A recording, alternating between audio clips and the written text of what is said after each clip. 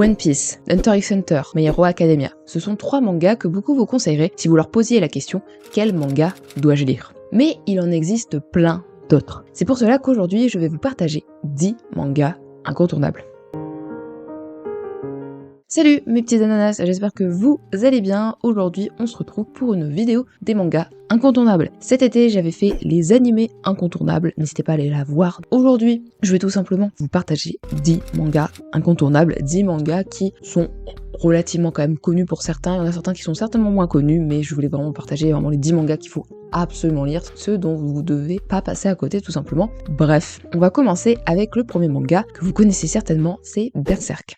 Un ancien mercenaire, maintenant connu sous le nom de Black Swordman, est dans une quête de vengeance. Après une enfance tumultueuse où il fut acteur de nombreux combats sanglants et victime d'actes horribles, il trouve enfin quelqu'un qu'il respecte et en qui il croit pouvoir avoir confiance. Glyphis, le chef de la troupe du Faucon, qui l'a rejoint suite à un pari perdu. Mais un jour, cette confiance s'efface. Tout s'effondre lorsque Glyphis enlève tout ce qui est important à Guts, dans le but de satisfaire ses propres désirs. Maintenant marqué jusqu'à la mort, Guts devient condamné à un destin dans lequel il est poursuivi sans relâche par des êtres démoniaques. Embarquant dans une quête effroyable et pleine de malheur, Guts, armé d'une épée massive et d'une force monstrueuse, ne laissera rien l'arrêter, pas même la mort elle-même, jusqu'à ce qu'il soit enfin capable de prendre à la tête de celui qui l'a dépouillé, ainsi que Zappan aimé de leur humanité.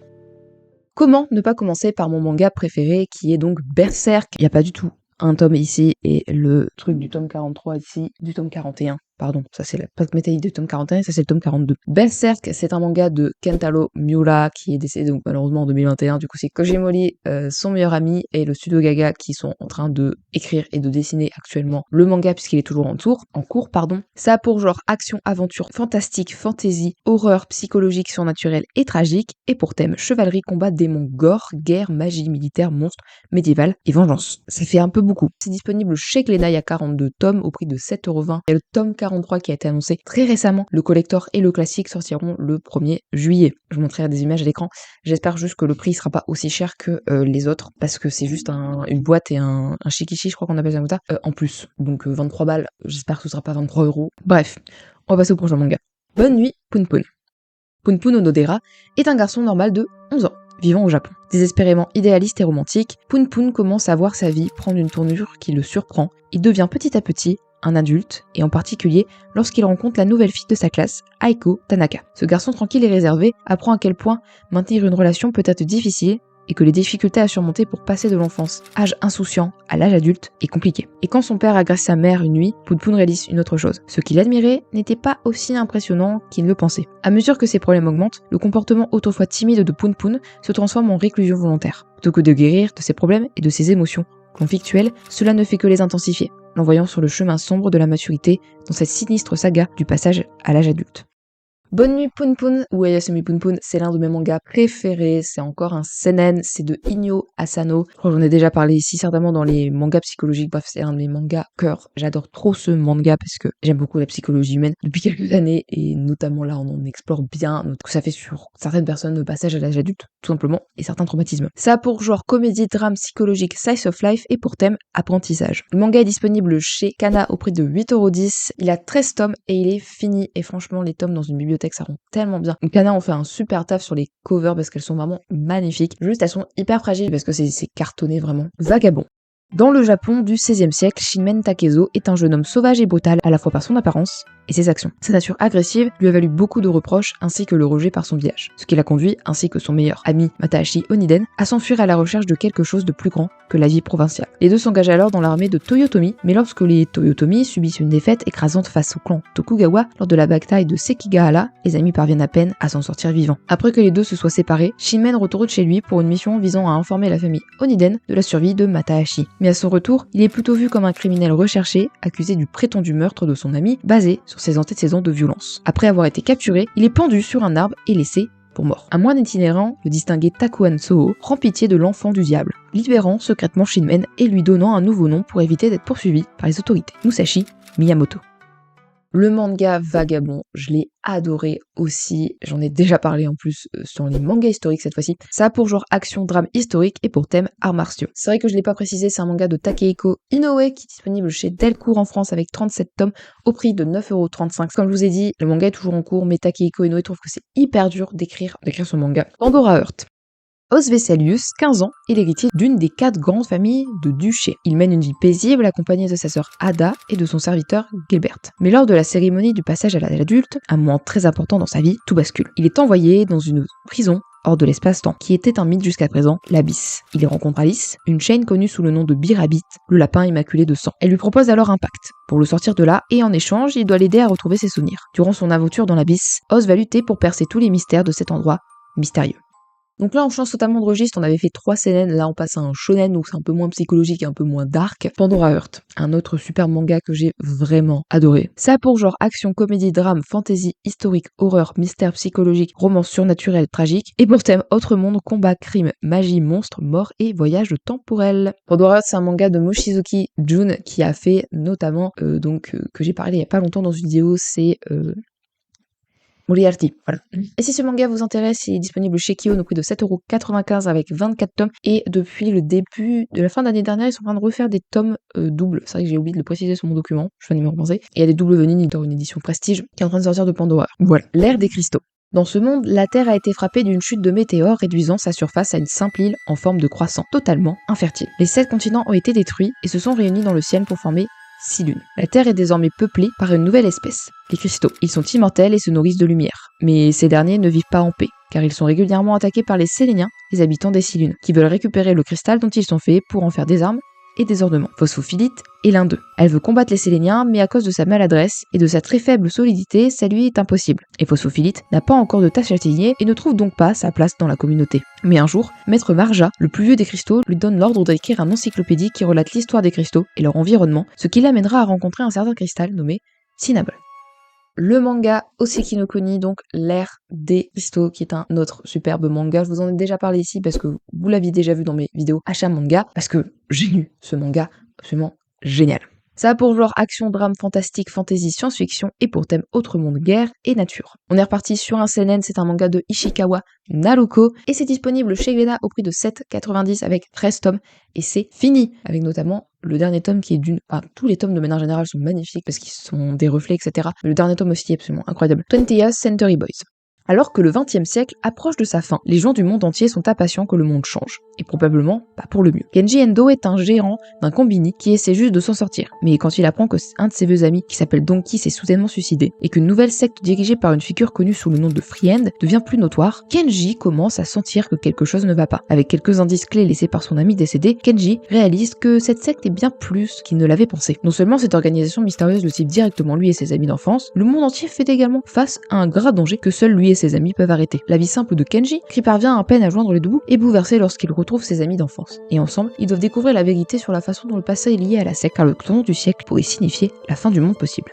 Le manga 20th Century Boys est incroyable, comme tous les autres que je vous partage depuis tout à l'heure. Ça a pour genre action, drame, mystère surnaturel, thriller et pour thème amitié, apocalypse, enquête jeunesse, justice, police, pouvoir psychique et Yakuza. C'est un super manga de l'incroyable Naoki Urasawa. Si vous me suivez sur cette chaîne, vous savez que j'adore ses œuvres. J'ai notamment regardé Monster qui est dans la vidéo animée incontournable. Et Monster, il y avait une perfect édition et c'est le cas de 20th Century Boys. L'ancienne version, vous la trouverez certainement d'occasion sur des sites en ligne. Mais si vous voulez la nouvelle version, la version double, c'est disponible chez Panini au prix de 16,99€ avec 11 tomes. Et vous avez aussi 21st Century Boys. Bref, il y a une suite également en perfect édition. Nana. Nana Komatsu est une fille naïve et démotivée qui passe ses journées de lycée à poursuivre un béguin après l'autre. Malgré l'échec constant de sa quête d'amour, son moral n'est jamais découragé. À l'âge de 20 ans, elle se retrouve dans un train pour Tokyo avec l'espoir de retrouver son petit ami actuel. Nana Osaki, d'autre part, est fougueuse et orgueilleuse. Après avoir rejoint un groupe local pendant ses années lycée, elle tombe amoureuse de la musique et de l'un des membres du groupe. Cependant, face au choix entre sa relation et sa carrière musicale, elle choisit cette dernière et se sépare de son petit ami. À son 20e anniversaire, elle prend le même train pour Tokyo comme son homonyme. Elle vise à devenir une chanteuse de premier plan. Les deux filles avec le même nom, mais des aspirations très différentes, se retrouvent assises ensemble dans leur voyage vers la ville. Et comme le destin l'aurait voulu, finissent par partager le même appartement. Un lien profond et unique est alors forgé, où elles se soutiendront dans l'amour, le travail, l'amitié et le chagrin. J'aime à la fois les seinen, les shonen, les josei, les shoujo, bien évidemment, puisque Nana en est un, on est parti sur une romance, donc complètement autre chose que les autres animés, que les autres mangas, pardon. Ça a pour genre comédie, drame, érotique, mature, romance, slice of life, et pour thème adultère, amour, colocation, mensonge, musique, quotidien, secret, sexe et triangle amoureux. Ce superbe manga est écrit par Ai Yazawa, il est disponible au prix de 6,99€ chez Delcourt. Il a pour l'instant 21 tomes. Il est toujours en cours, mais on ne sait pas réellement s'il va avoir une suite. Donc peut-être qu'un jour ça reprendra, peut-être que non. En tout cas, ça ne nous empêche pas de lire le début qui est absolument génial. Akira. Japon, 1988. Une explosion causée par un jeune homme au pouvoir psychique traverse la ville de Tokyo et enflamme la mèche qui mène à la Troisième Guerre mondiale. Afin d'empêcher toute destruction supplémentaire, il est capturé et placé en détention, sans jamais être entendu à nouveau. Maintenant, en l'an 2019, une version restaurée de la ville connue sous le nom de Deo Tokyo, une zone où sévissent la violence des gangs et le terrorisme contre le gouvernement actuel. C'est ici que Shotaro Kaneda dirige les Capsules, un groupe de marginaux connus pour conduire des grandes motos et être en conflit constant avec leurs rivaux, les clowns. Lors d'une de ces batailles, le meilleur ami de Shotaro, Tetsuo Shima, est pris dans un accident avec un espel, qui se retrouve dans les rues de Tokyo après avoir échappé à l'enfermement d'une institution gouvernementale. À travers cette rencontre, Tetsuo commence à développer ses propres capacités mystérieuses, qui pourraient encore une fois mettre la ville à genoux. Alors Akira, vous connaissez très certainement le film qui est sorti dans les années 90, je crois, si je ne me trompe pas. Mais il faut savoir que le film n'adapte vraiment pas bien le manga, donc vaut mieux lire le manga plutôt que de regarder le film. Et quand j'ai vu la tête des héros principaux dans le film et dans le manga, j'étais en mode ah oui, je vais plutôt aller vers le manga, c'est beaucoup plus beau. Oh my god! Ça a pour genre action psychologique science-fiction et pour thème cyberpunk, délinquance militaire post-apocalyptique, pouvoir psychique et super pouvoir. C'est un super manga de Otomo Katsuhiro qui est disponible chez Glénat au prix de 13,25€ avec 6 tomes innocentes. Au XVIIIe siècle, en quête de la liberté et de l'égalité, l'événement marquant le début de la société moderne française commence. L'ombre de la Révolution s'étend. Il y avait un protagonisme qui vivait dans l'obscurité. Charles-Henri Sanson, à la tête de la 4e génération de la famille Sanson et exécuteur de Paris. Étant le fils aîné d'une famille de bourreaux, Charles-Henri doit succéder à son père et reprendre le flambeau en tant que monsieur de Paris, exécuteur royal et des hautes œuvres de France, malgré le dégoût qu'il éprouve pour cette profession. Le manga retrace librement l'histoire de la famille Sanson en suivant la carrière de Charles-Henri Sanson, bourreau français, pour la cour du roi Louis XVI, puis sous la Première République française.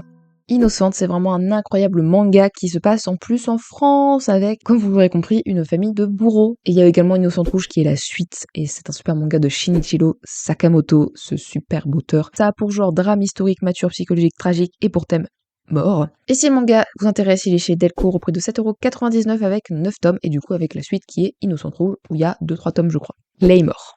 On est au Moyen-Âge. L'humanité est en proie à la paranoïa et à la peur de mourir, car rôdent des êtres monstrueux avec une faim insatiable pour la chair humaine, nommée Yoma. Mais ils n'ont pas seulement un horrible appétit, mais également des capacités à se transformer et à voler les souvenirs de leur dernier repas. À jamais vulnérables aux attaques, les humains vivent dans le malaise, même au sein de leur famille. Il y a peu de moyens pour tuer un Yoma. L'organisation connue de manière informelle sous le nom de Claymore est la seule ligne de défense de l'humanité, envoyant des guerriers mi-humains, mi-Yoma pour purifier les villages de ces créatures. Une existence solitaire et dangereuse, la mort pour ces guerriers est quotidienne. Le temps qui se trouve entre les batailles éprouvantes et les longs voyages ardus est passé dans la lutte sans cesse croissante pour résister à leur sang de Yoma et maintenir leur humanité. Les villageois, sachant cela, paient à contre-cœur pour la sécurité et n'ont qu'un respect répugnant pour leurs protecteurs. Claré est l'une d'entre eux. Au fur et à mesure de son périple, elle rencontrera beaucoup de choses inattendues sur le monde, de la camaraderie et l'espoir que ses sœurs d'armes gardent en elle jusqu'à la sinistre vérité derrière l'organisation Claymore.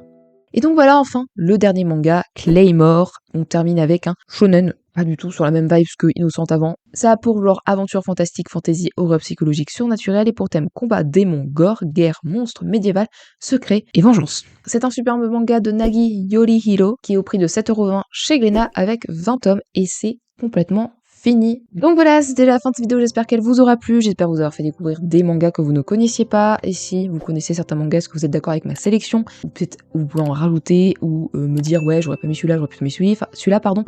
C'est vrai que je vous ai beaucoup partagé de mangas à des allures psychologiques et dark, parce que c'est des très bons mangas, donc voilà pourquoi je vous les partagerai pas. J'en ai sélectionné que quelques-uns, je peux pas sélectionner tous. On a déjà que j'ai déjà parlé dans la vidéo animée incontournable, donc je vais pas en parler ici. Bref, j'espère que cette vidéo vous aura plu, puis on se retrouve la semaine prochaine pour une prochaine vidéo. Bye bye. Et certainement les vidéos news manga en fait la semaine prochaine.